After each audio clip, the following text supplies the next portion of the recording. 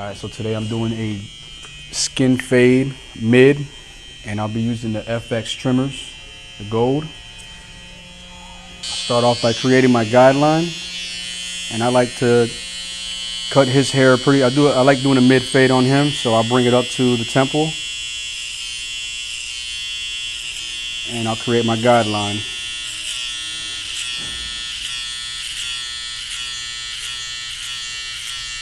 I advise, if you are doing this, to go up with it instead of doing it like I did, because then you'll have a problem later trying to take that weight line off. But I'm pretty used to doing it like that, so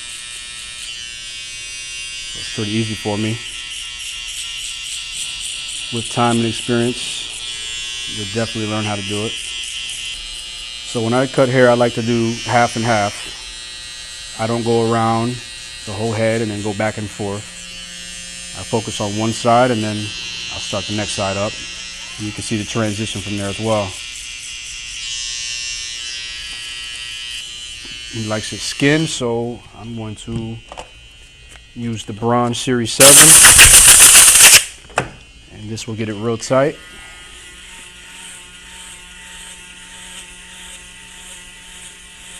And when I use the Bronze 7, I really don't put pressure into it. The Bronze will do it itself.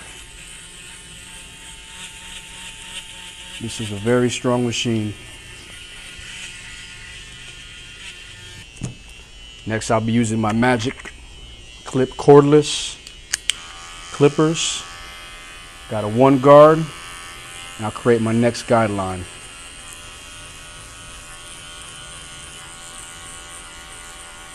I go about 1/4 to 1/2 inch depending. I like to stretch it because it'll be easier to blend.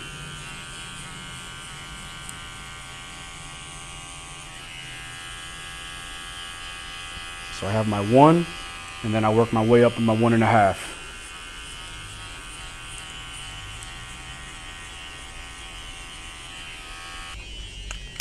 Now I'll create my next guideline using my 1.5 guard. And just kill all this weight up top.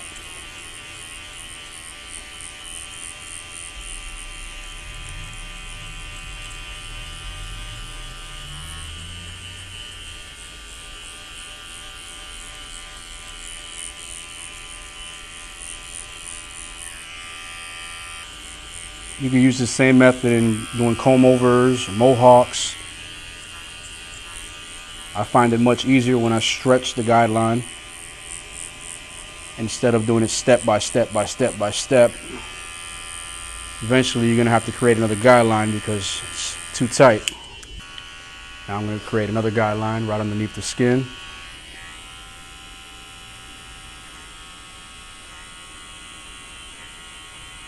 And this one I don't stretch too much, probably about a 1/4 inch, not too high, not no higher than that.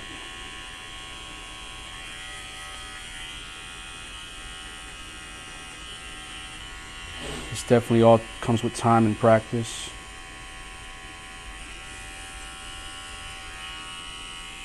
Open it up a little bit. Just work out my next guideline.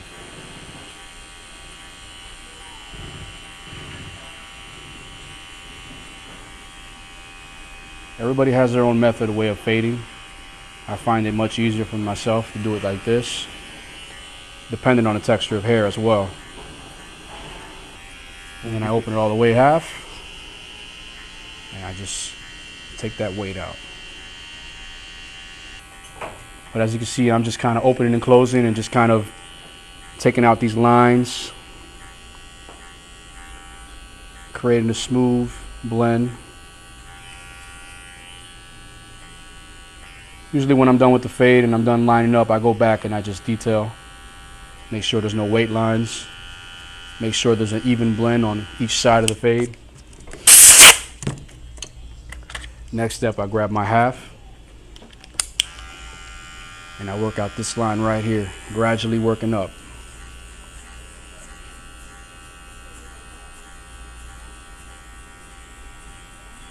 This is a very simple yet effective method that I've learned to use, and it is really good. Especially when you're cutting about 10 to 15 heads a day, back to back. Speed is a must in the barbershop. But at the same time, you want to have a good result at the end of each haircut. A smooth blend, because you remember your canvas is walking out that door.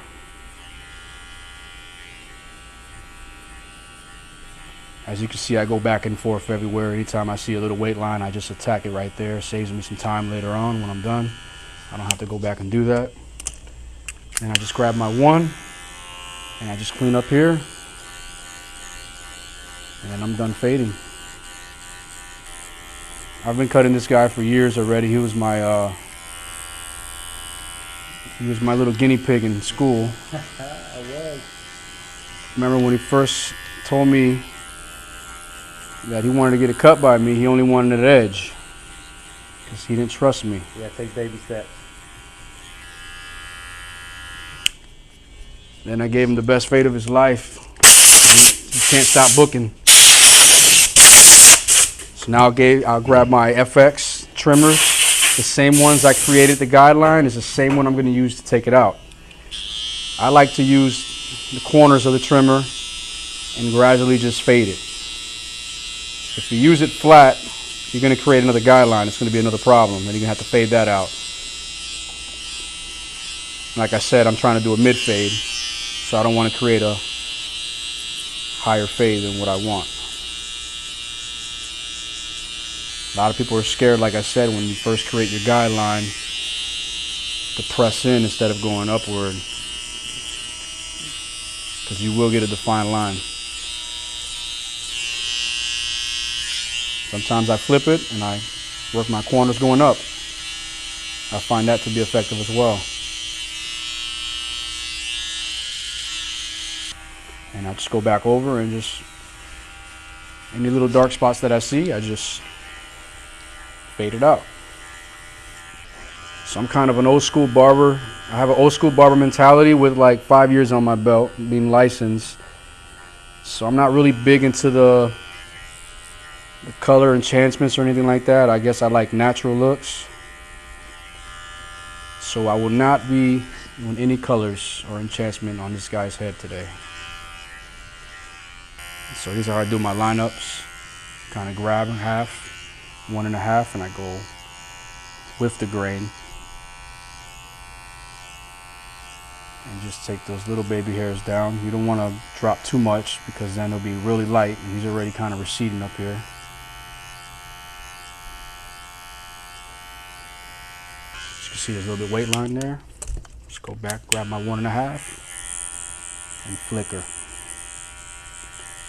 You'll notice while I'm fading, I use a circular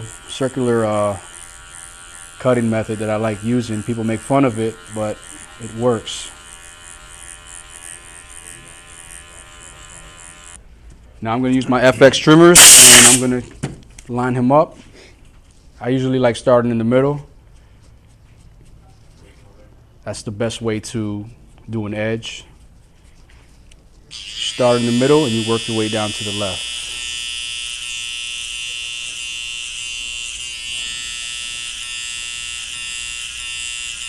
I am a big fan of not pushing edges back. However, if you are cutting somebody's hair and they are receding, only if they ask, I will push it back to get a defined line. These edges are really, really sharp, so you will get a defined line with them.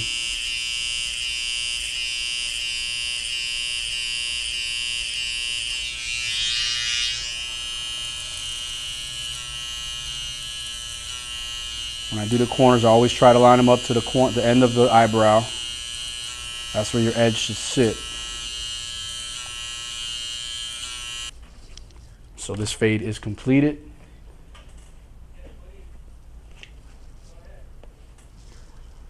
Edge is nice and crispy, not pushed back. So what I'll do is, got my razor blade, and I'll just define it a little bit more.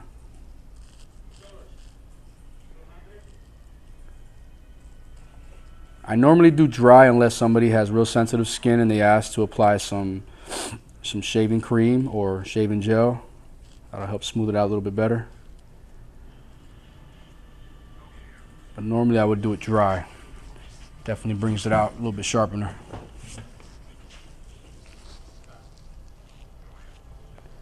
Always stretching the skin.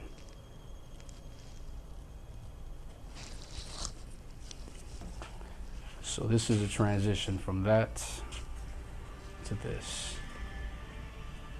Y'all make sure to follow your boy Matt the Barber 87 for more content, just like the one we did, Skin Fade. This is my first video. Hope you like it. Comment, show love, support your boy. Holla.